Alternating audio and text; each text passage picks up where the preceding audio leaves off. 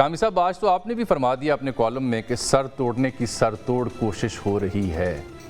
ادارے آمنے سامنے ہیں، ملک ریاض صاحب ہوں، زلفی بخاری صاحب ہوں، مرزا شہزاد اکبر ہوں، یہ جو ٹویٹس کا میں نے خلاصہ بیان کیا، اس سے آپ کو کیا سمجھ آ رہی ہے؟ کون دباؤ ڈال رہا ہے، کس کے لیے ڈال رہا ہے، اور یہ سر کس کا کون توڑے گا؟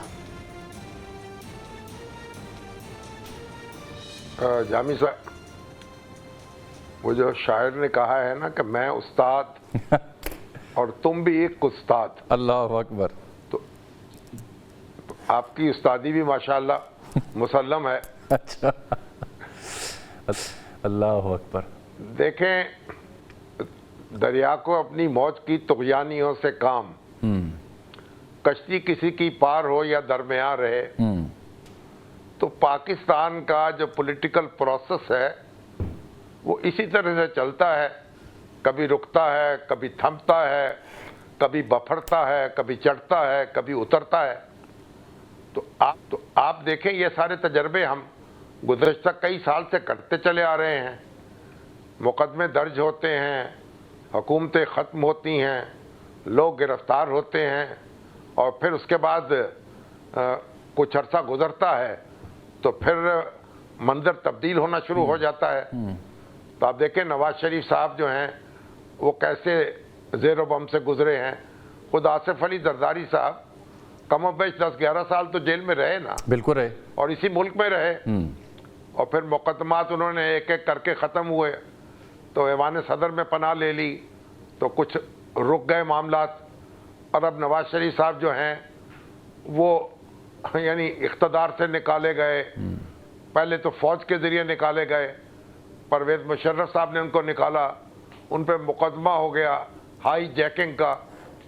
عمر قید کی سزا ہوئی، پھر جلا وطنی نصیب ہوئی، سزا ختم ہوئی، کچھ کئی سال باہر رہے، پھر واپس آئے، پھر اپنا سفر شروع کیا، اور پھر جب اقتدار سنبھالا تو پھر سپریم کورٹ کے ذریعے بے دخل کیے گئے۔ تو اب عمران خان صاحب جو ہیں وہ بھی اسی پروسیس سے گزر رہے ہیں، یعنی پہلے وہ کئی سال محنت کی، انہوں نے جد و جہد کی، ایک بڑا طویل عرصہ ہے، 1996-97 میں سیاست میں آئے، اور سیاست میں آنے سے پہلے بھی وہ ایک پبلک فگر تھے، ایک عالمی شہرت یافتہ کھلاڑی تھے، اور اس کے بعد شوکت خانم ہسپتال بنا کر پورے پاکستان سے تحسین وصول کر چکے تھے۔ تو پھر عمران خان صاحب پبلک لائف میں آئے، اور انہوں نے پھر سیاست میں قدم رکھا، اپنی جماعت بنائی، پہلے تحریک تھی، پھر جماعت بنائی، الیکشن لڑا، پھر الیکشن لڑا،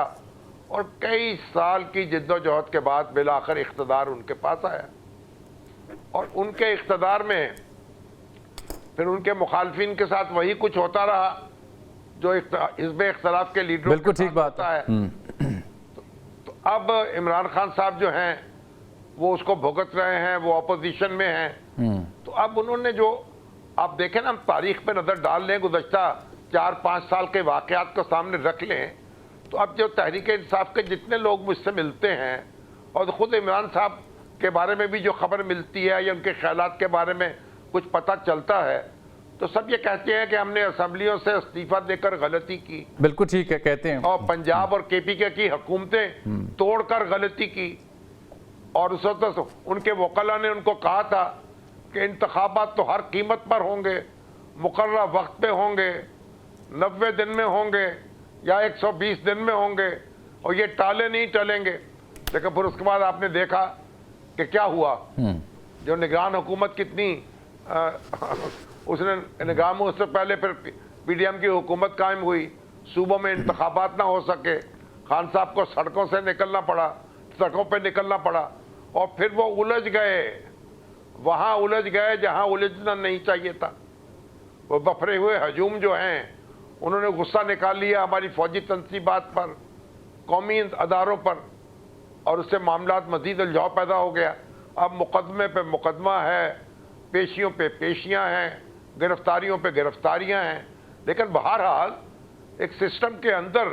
وہ اپنی لڑائی لڑ رہے ہیں، اور ان کو ریلیف بھی مل رہا ہے۔ دیکھیے پاکستان کی عدالتیں جو ہیں جیسی بھی ہیں، اور جو کچھ بھی انہوں نے کیا ہے، لیکن بہرحال اس میں سے ریلیف بھی تو لوگوں کو ملتا ہی رہا ہے نا. بالکل ٹھیک ہے, مصیبت بالکل لوگوں ٹھیک. پہ آپ نے ماضی اور حال کا موازنہ پیش کیا ہے.